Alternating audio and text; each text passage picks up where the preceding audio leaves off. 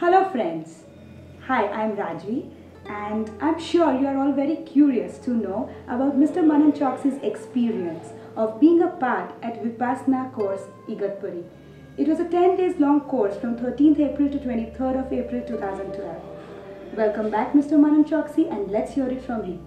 You had been on a meditation course for 10 days. What was it all about? Hi, it has been a great feeling coming back from a 10-day meditation course. The course name was Vipassana.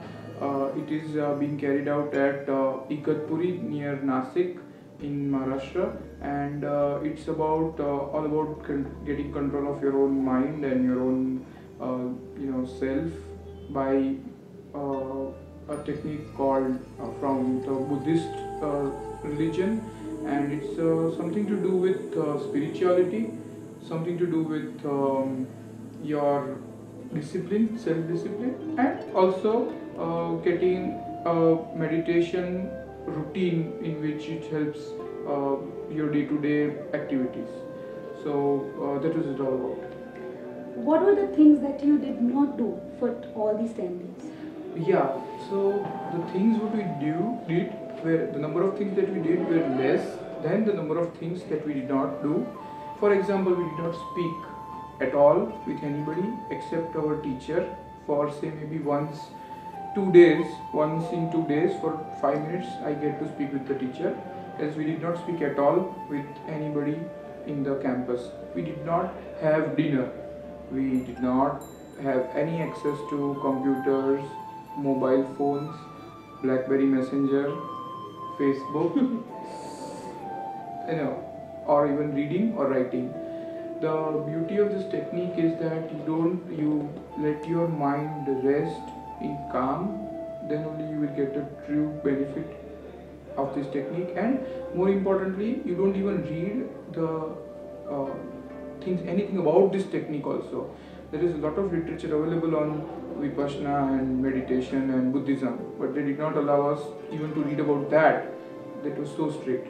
Another thing, like it was not applicable to people like me, but you cannot eat like anything outside food, including non-veg.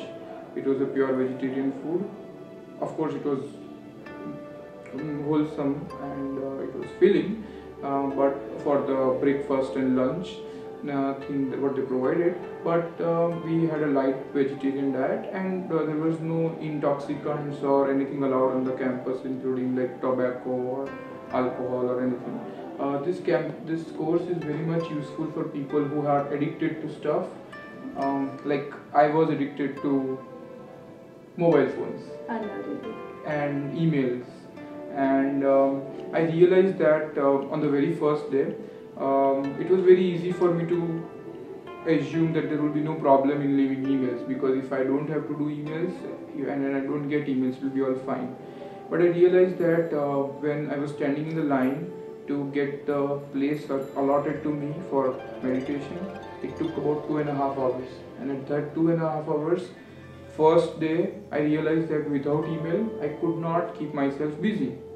So even like any gutka or cigarette addict, I was addicted to email. Like I could not live without it. That was the first learning which I got. First thing I realized that I was addict. It was not that I was not addict. So I needed this course as much as a tobacco addict needed. So that was one of the learnings I got because of things I did not have to do. And of course, I cannot speak, I cannot read, write, email, anything, communicate in any which way. I cannot eat, I cannot have food at my room and then eat whenever I want, like stored food. Or I also we could not go out of the campus. We could not. There was no TV. There was no entertainment avenue. In fact, we were not even allowed to exercise in except walking, because that would distract other people. Like if I'm doing like a big jogging at 6:30 and there will be people sitting in meditation, they would get like, disturbed. So those were a lot of things. How could you, actually, I know you so well, so I mean, how could you stay for 10 long days without speaking? Yeah, that is the beauty of this course. That if I tell you that don't speak at your home one day, and it's impossible that anybody can stay at their home without speaking. But this environment they provide is such that nobody speaks to anybody. There is no eye-to-eye contact, so it doesn't require us. It doesn't encourage us to speak. Actually, what the course on the first day they said that if you speak, you will break somebody else's meditation also. So I may want to speak and I want to break my meditation benefit or whatever. But if I speak to somebody else, it will harm him, and I don't know what kind of sacrifice he has given to be a part of this course. So this environment was such that it discouraged speaking, and I really did not need to speak. There were signboards available everywhere that like this is the wash basin, this is the food, this is the toilet, this is the meditation room. Everything was written very well, so I didn't need to ask where is my room, where do I sit. Everything was written, everything instruction was there, and believe me, when you don't have any writing material, you love to read those instructions. I used to read again and again because that was the only thing which was available to read. Facebook, email, SMS, and BBM are so important for a person like you. How did you feel without it all? Facebook, it's just another communication tool. Everything what you said is a communication tool. Without it, I felt like I was going to suffocate. My mind is going to get brain hemorrhaged inside, because there were like ideas are like bubbles which you want to get out of your head, and if they're trap bubbles, oh my god, what to do? That was a big problem in the first 5 days, and I did not realize what the problem was. But I realized eventually that these are another set of addictions I have, another set of cravings I get, and I need to get over it. And the world wouldn't end in 10 days if I stopped Facebooking. And believe me, when I came back, I realized nobody did really miss me on Facebook. Nobody said that, the Facebook did not stop working without me, and the world did not stop going around. It was just going on. So those 5 days I was really in a bad shape. I really felt that if I don't write it to someone what I have just got an idea about, I will miss it, and what will happen. But doesn't matter. It is a part of the teaching that they give, that you have to look inwards. Sometimes it's not always you look outwards and communicate with the outside world. Sleeping time, eating time. Let us know the entire schedule for the day. Sleeping time was 9:15. 9:30 was our ideal sleeping time, and we had to get up at 4 o'clock.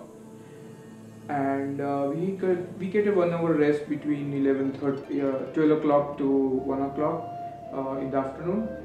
That's it. So we start our meditation at say about 4:35.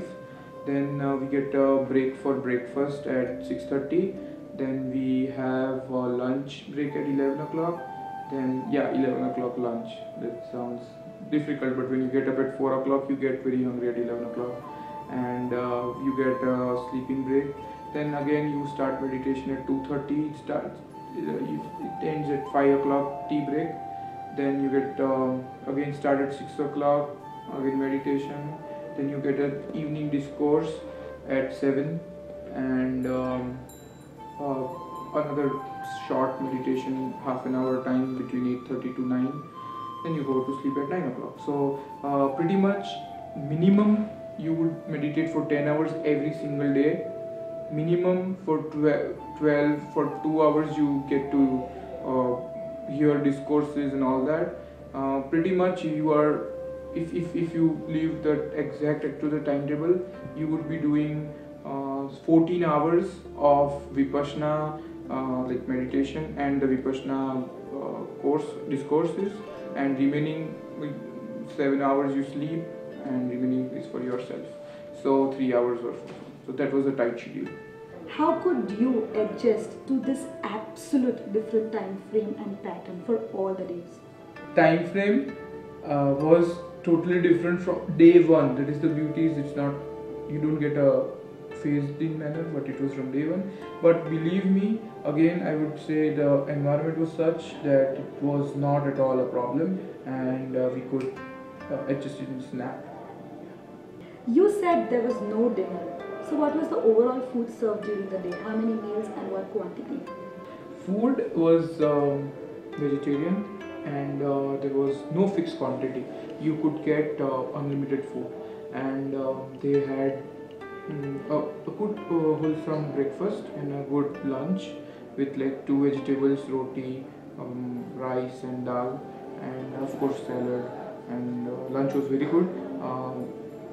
Breakfast was also very good, and there was like evening snack, and it was like mamra and milk. That was it. Sometimes we were lucky; we used to get banana in the evening. That's it. So, what our master believed that you have to have a light stomach so that your mind can concentrate. It seems like this course is for nuns and monks. Yeah, people do believe that leaving all worldly pleasures and luxury is like more for monks and nuns, but actually this course is designed specifically for householders who have routine house responsibilities, and in this short time you have to live a life of a monk recluse, but eventually you have to go back to your routine, and what you learn you have to implement in your routine life. What is the main purpose of an individual doing this course? The main purpose of this course is to get control of your mind. A lot of people have misery, and that gives them that loses their mental balance. This course is designed specifically that even if you are miserable or even if you are not miserable, you don't lose your mental balance of the mind, and it is for that. What difference did it make to you after a long 10 days? I always thought that I was a person who doesn't react much to the wanted things which happen and unwanted things which happened, or the wanted things which didn't happen and unwanted things which happened. But I realized that deep inside, in my mind did react, and I had some actions which were not necessary, which led to negativity across to people across me. So this is the result of 10 days, of course. Explain each day in brief if there was anything new that was introduced in the course. Each day was one step towards the final goal of making you a perfect Vipassana meditator. So when you just join the course, you have 1,000 thoughts going on the mind. From that, they step by step bring you towards your fully control of your mind. So it is a process, and I would say it is a very well designed course. They start with a very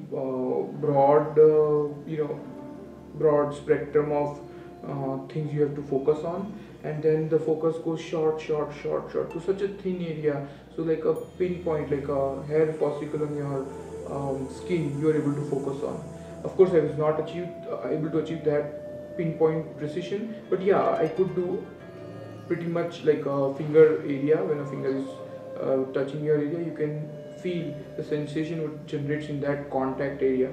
So from an overall body perspective, when you want to focus, each day, from 1 day, 2 day, 3 day, each day is different. There were 2 landmark days, which is second day and the 6th day, which they say are the more difficult. I found, to be very honest, each day to be difficult till the 8th day, when finally I realized what my problem was, and then I was pretty much in the rut of meditation. Which one of all these days was the most difficult one for you? The most difficult day for me was the 7th day, in which till like where I really missed everything in my life, in my routine life. But after that, the 7th day was the tipping point, and I realized I suddenly got what I would say clarity as what they were saying and how it is related to me. And then it was like a blue ocean, and it was calm and peace for 8th, 9th, 10th day. So for me, 7th day was most difficult. Did you lose on some weight because of this healthy pattern? This course is designed, I would term this course as a mental gym, which is an exercise for your mind, and I did not go for improving my health of body, physical fitness or anything. But yeah, due to this lack of, like, one skipping of one entire meal, I did lose a kg or so of weight. But more importantly, what I found out, that I could control my mind in such a manner that if there is an unhealthy food, I can resist it. So what I did not, I did lose some weight, but more important is that I stopped eating bad stuff, which a body craves for, and which gives a lot of health, lot of good health for long life. Any of your family members whom you missed a lot in all these days? Yeah, my wife was along with me on the course, and but male section and female section were totally apart, and we could not see each other. So it was a very funny situation where I knew that she was here around, but I could not see. So I wanted that, I wanted to meet her, or at least see her, whether how she's taking it. So I missed her first. Then of course my little daughter Manushi, I missed her a lot, because when you get into deep meditation and you remember good stuff, and first thing comes is like her expression and her her way how she expresses her love towards father and mother. So that's one thing. Eventually you also get into, like, I missed my parents and then my sisters, and eventually as you go deep into for many days, you miss a lot of people, whether or not they are family members or not. What were the meditation practices that were taught? I mean, what were your learnings out of it? Meditation techniques which were taught were based on the Buddhist religion, based on the enlightenment of Gautam Buddha. It was all about understanding the universe in the framework of your body, because your body is part of the universe, and it was all about experiencing sensations in your body at different places.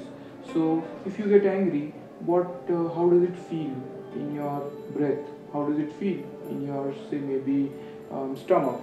Well, when some people get angry, their heart beats increase. So a lot of these sensations happen, and you realize that when I get angry, and if I abuse somebody else, first thing hurts is me, my body. So that is what we learn in deep meditation, that how it's important to control your reaction to the outside world changes, and how your body is a very important piece in this entire universe. I'm curious to know how the institution was, and tell me something about the devotees there, the volunteers out there. This institution was Vipassana International Academy. It's based in Dhammagiri, which is Igatpuri, and near Nasik. It is a 25-year-old pagoda which has been built, and it has like very beautiful scenes, like nature. It's in midst of lot of trees, and there is a hill. And the best thing is that there are no the teachings given by the guru is on video. So the guru, we don't ever see the guru in person, but we get as much or even more teachings, because everything is like automated and works like clockwork. There is an assistant teacher who plays. It was on an iPad, the oral teachings, and the discourses were on the video. The assistant teacher plays the iPad, and we get the oral teachings. Every single session we sat like 3 compulsory sessions across the day. Every single session, the teacher used to give an audio discourse, audio instruction, which is very helpful, very helpful. And all these volunteers were students like me, who have earlier attended this course. So they work for free. They work. We cannot ever. They were so much noble people. We cannot even complain to them. They're like calm. If we ever complain that water's not working in my room, they would reply, "Sorry, sir, it will work," and we lose all our anger just having one interaction with them. What is it that you like the most in this course? The best thing I liked is the challenge. Whenever I tell anybody that I'm going to a course which has 10 days silence, everybody says, how can you say 10 days silence? How can you do that? You cannot do it. And it is a great challenge. And I could do it at the end of the day, even if we don't learn the meditation technique. 10 days silence is a big challenge. You need to train your mind to take such challenges. You are the most techno-savvy person I have met, the busiest entrepreneur handling manifold organizations. So how was it for you to stay away from this social world, this business world and this techno-savvy world? It was, of course, everything in life. If you change any routine, it's difficult. For me, even to take a vacation is difficult because I get stressed out at what will happen to my work in the vacation. But as you see, you get to, that is the motivation you get. When people say that, okay, this is very difficult for you, I want to do it first. So it was challenging, like I said earlier. Another important thing is technology. So I always thought that technology I used to improve my productivity or to improve my comfort. But then eventually I realized I became a slave of technology, that I could not work without technology. The only technology access I had in those 10 days was a torch, which was like a digital LED torch, fancy, not at all. It was just on and off. And there was this quartz clock, alarm clock, which I used to have. There was only two things which were electronically operated. There was nothing else. So I realized that I was, like I said, I was craving for all that mobile and communication. I realized that I was slave of technology. So leaving technology was one of the challenges which I wanted to do. Business, yes, but I would say I went through this course to improve my working pattern and working habits. So it was like it was eventually business was going to help. It was going to help in business. And as far as social thing is concerned, after a while you need a break from social connections. Like this was a good break. We go to parties, we meet people, we have friends, and then eventually you lose your connection with your own self. You live for others.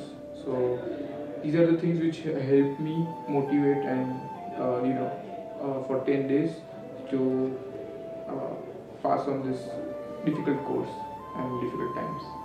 Even your wife, Miss Bhumi Choksi, was with you on this course.